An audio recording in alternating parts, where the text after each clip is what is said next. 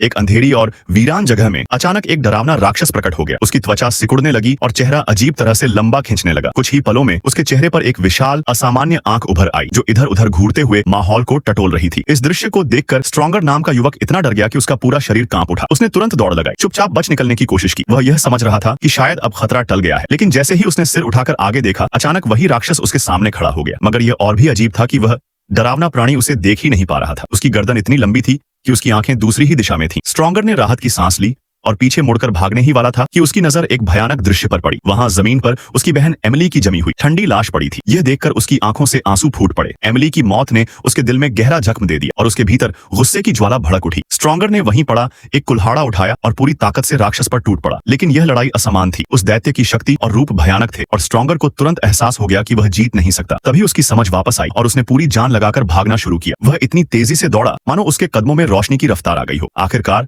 उसने दरवाजा जोर से बंद किया और किसी तरह जान बचाकर बाहर निकल गया।